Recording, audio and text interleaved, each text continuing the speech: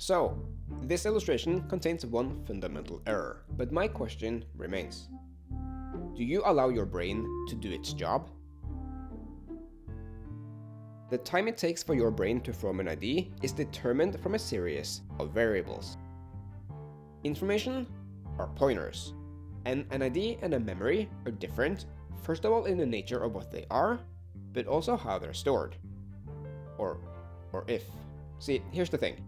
The brain is maybe the most complex machinery in the entire universe, and you might be laughing at this, but we'll be testing your memory in a little bit, so I recommend paying attention.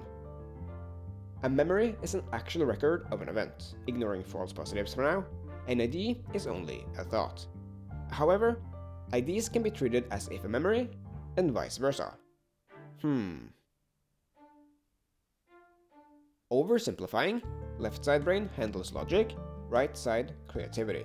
But neither one can live without the other. There is a wire of nerves dedicated entirely to communication across the two. And that's great, because prior to the age of understanding anything, left side is still vital for brain development. If the brain was a map, a location would be information without looking anything up. That's what the brain is for. But how much time you need to dig is entirely up for yourself.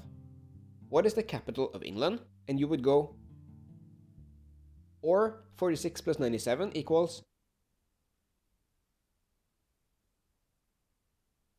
While the idea can be abstract and is a chapter in communication we have left to explore, they're effective for confirming and disproving information. A map can zoom out to cover more area, and so can your brain. But that's where the road splits, because watching a video about it does not add anything to your brain. The forgetting rate for new information is up to 90% within 24 hours. Thus, work and effort is what differ top-level students from the rest. In fact, brain stimuli is so important that it's actually healthy to be bored. When I think about it, this is where I need to pause for effect. What is 97 plus 46?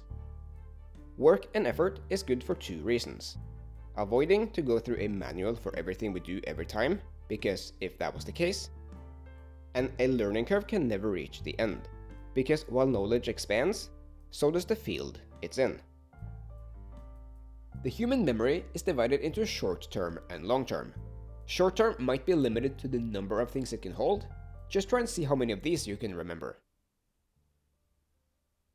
But neither one are limited in size. You see where this is going. So the time it takes an ID to form can be significantly reduced if you chunk things together. If reality is a series of events, that be how information gets into the mind in the first place. Gravity makes things fall, plastic bag from the supermarket, fire extinguisher, water in 3 different forms, human gesture, capital of England is London, drawing of a banana, real banana, the number 5 presented upside down, audio waveforms of narration heard right now, compilation of basic shapes, bridge, arrow, fork, t-shirt, umbrella, time, or a clock that tells the time, moon, light switch, traffic jam, toilet paper, running, clouds presented 24 times faster than real time, 2 plus 2 equals 4, and so on. Different types of data, so connected that the tiniest spark can make your mind wonder. This is called an association, but there is a bit more to it than that. Our understanding of reality requires a shared sense from which we can start to build, like symbols. Put together in the right order, as in the right order, eventually becomes language. Language be the name of the method used to communicate. Otherwise, how would you even understand what that means? An association, then, is the label for the sensation we get when B because A, or Y because X, or take color. Who said this was going to be blue? Or yellow? or red. In fact, try this one out.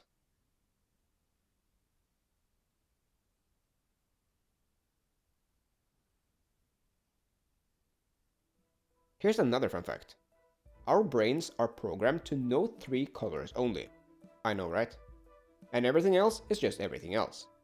Green grass, blue sky, and skin tone. The sun is yellow because it's actually white. Oh, there's blood as well, that's always red. So 4 colors then. The bottom line is that color triggers emotions and in return a memory, just like music and smells and physical touch. Sensory information over time is literally how memories becomes chunks. They taught computers to do that a while back. Imagine if you can get your brain to do the same. Brainwaves runs on different frequencies. This explains why some memories are easier to recall, and thus how much work you need to do in the aftermath. Repetition at its best includes explaining things to yourself because it stimulates the brain to discover patterns.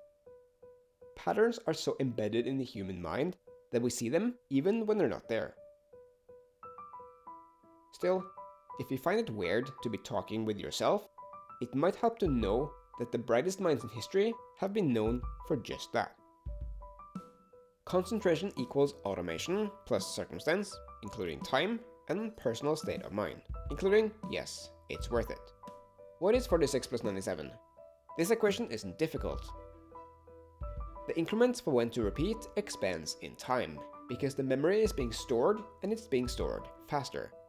That's because the brain is actively hunting rather than being fed. Difficult isn't the problem here. Difficult is the opinion from those who lack the knowledge and the patience to dig into it. If advertisement can be designed to make us buy things. When I did my undergrad, I covered a sports magazine scheduled to air a week after principal photography. Add to this 3 exams and a 9-hour jet lag, this still wasn't enough to complain.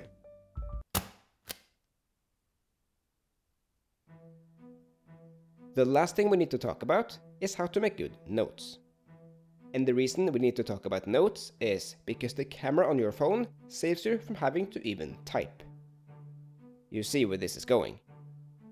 If words are what a sentence is made of, or have you ever marked a full sentence, how do you expect the brain to deal with all that? See if you can figure out what this is about. Feel free to pause the video. You get it, right? See how much stuff is in here that we don't need. If you give yourself limitations, if I don't remember this, then I cannot watch Simon's videos when I get home, and that should give you more than enough motivation. Now, of course, some of you might say that if I am my own master, I can bend these rules as I want. But if that's you, then you're either watching this for entertainment, or you're too lazy, or both.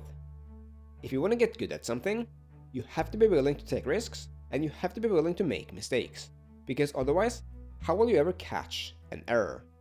The real reason for why we don't remember is actually more likely that information never made it to long-term memory in the first place. I'm gonna let that sink in for a bit. So, going full circle, the time it takes for your brain to form an idea is the product of your own efforts to do the work, even when you're having time off. This ultimately brings us to the sleep cycle, and no kidding, that one is better off as its own episode. Okay, your turn.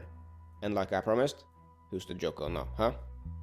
But why don't you hit pause and make a summary of this video, and see if yours is better than mine. And I know what you're thinking, but I gotta level with you here, because that summary right there was written before the script was completed.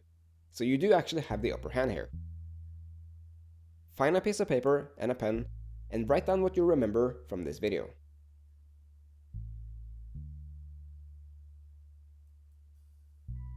Focus can work in our favor if we know where to look, and the brain will continue to work as long as we let it. Thanks for watching.